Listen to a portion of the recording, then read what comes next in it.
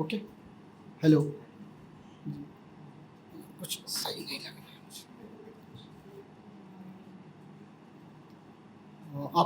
आप लोग सभी को मेरा नमस्कार, आदाब। अ, तो जैसे कि सब लोगों ने बोला, कुछ लोगों ने युद्ध पे बोला, तो हम जो राइटर होते हैं, ये हमारा कर्तव्य कहिए या फ़र्ज़ कहिए। हम लोग अगर राइटर जब हमने अपने हाथों में कलम ले लिया है, तो हम कोशिश ये करते हैं कि हम सिर्फ़ मोहब्बत ही लिखेंगे।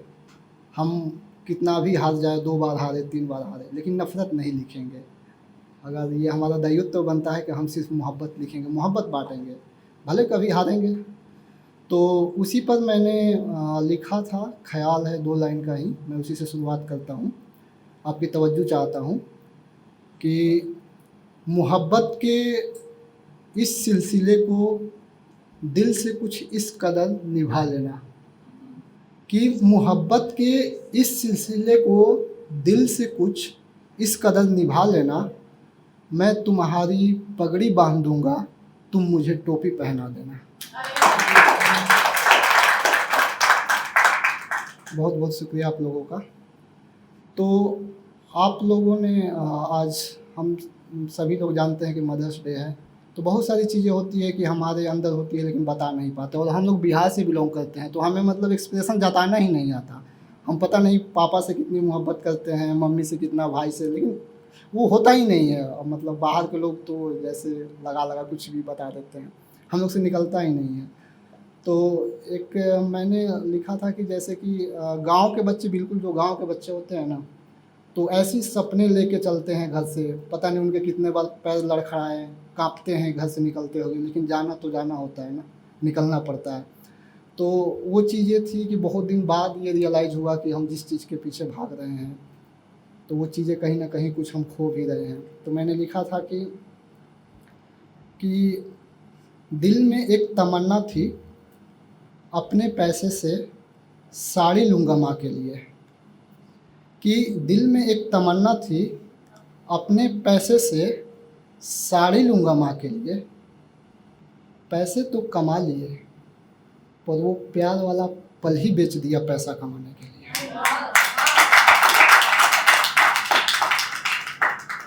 बहुत बहुत शुक्रिया आप लोगों का।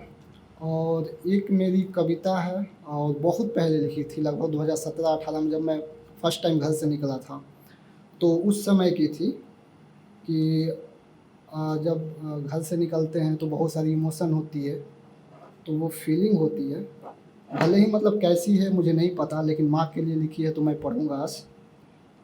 तो कि एक कमरा होता है, एक कमरे में बंद लड़का होता है, और वो पहली बार घर से निकला होता है, और उसकी यादें कहीं न कहीं अपने घर की उसे याद सताती है।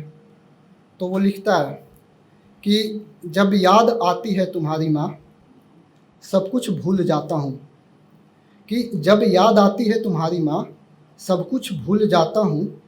दुनिया को छोड़, ख्वाबों को तोड़, बस तेरे कदमों में जीना चाहता हूँ। कि जब याद आती है तुम्हारी माँ, सब कुछ भूल जाता हूँ। दुनिया को छोड़, ख्वाबों को तोड़, बस तेरे कदमों में जीना चाहता हूँ। तेरी याद नहीं आती है, ये दिखावा करता हूँ। कि तेरी याद नहीं आती है, ये दिखावा करता हूँ। मेरी याद कहीं तुम्हें रुला न दे, इसलिए कुछ छुपाया करता हूँ। कि मेरी याद तुम्हें कहीं रुला न दे, इसलिए कुछ छुपाया करता हूँ। आज इतनी दूर होकर भी मुझसे कैसे रह लेती हो। कि आज इतनी दूर मुझसे रहकर कैसे रह लेती हो, यही सोचकर रोया करता हूँ। अपनी मंजिल को छोड़, दुनिया की रस्में को तोड़, बस माँ तेरे आंचल में सोना चाहता हूँ। मुझे खुश देखना तेरी पहली चाहत है। कि मुझे खुश देखना तेरी पहली चाहत है, पर मुझे तुझे खुश देखना ये मेरी पहली मंजिल है। कि मुझे खुश देखना तेरी पहली चाहत है, पर तुझे खुश देखना मेरी पहली मंजिल है। कैसे तुझे ये बताऊं, ये जीवन की बहार छोड़, दुनिया के ऐशो आराम छोड़, बस माँ तेरे पैरों को धूल हमेशा माथे पर लगाना चाहता हूँ।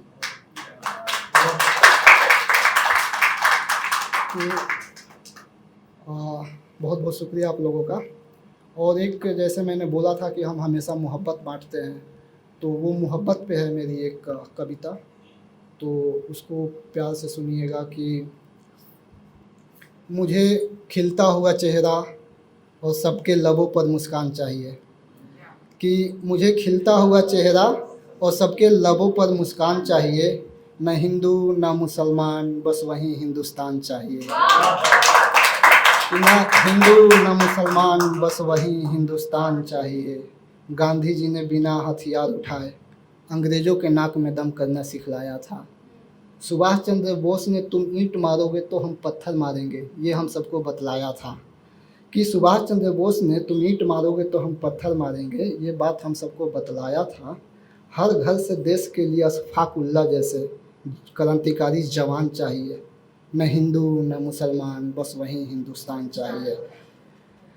न हिंदू न मुसलमान बस वही हिंदुस्तान चाहिए। भगत सिंह राजगुरु सुखदेव की कुर्बानी ने देश को जगा दिया था। भगत सिंह राजगुरु सुखदेव की कुर्बानी ने देश को जगा दिया था। चंद्रशेखर आज़ाद की फौज ने अंग्रेज़ों को धूल चटा दिया था। रानी लक्ष्मीबाई जैसी हर औरत में आत्मसम्मान चाहिए, न हिंदू न मुसलमान बस वही हिंदुस्तान चाहिए। न हिंदू न मुसलमान बस वही हिंदुस्तान चाहिए। कि सरदार पटेल की सोच ने देश को एक सूत्र में जोड़ा था। कि सरदार पटेल की सोच ने देश को एक सूत्र में जोड़ा था। मौलाना आज़ाद की दूरदृष्टि ने शिक्षा जगत को संभाला था। कि मौलाना आज़ाद की दूरदृष्टि ने शिक्षा जगत को संभाला था।